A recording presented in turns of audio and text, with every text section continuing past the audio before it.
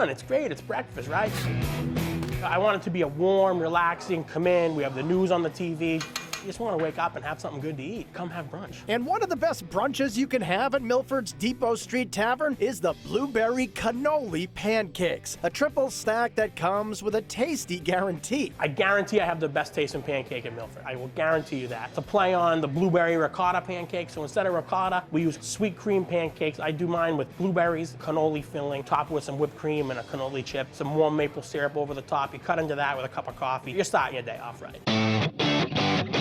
For another sweet start, the cinnamon roll French toast is a good bet. But for something savory, the pulled pork breakfast sandwich is always a winner. House-made pulled pork, and we put it on a Portuguese roll with arugula, homemade barbecue sauce, an easy fried egg, cut into it, the egg's melting out the side, it's gooey, it's crispy, it's delicious. But of all the morning meals at the Depot Street Tavern, the Depot Benedict is a must-order, featuring made-from-scratch hollandaise, 2 farm-fresh eggs, and house-made porchetta atop a sweet Portuguese muffin.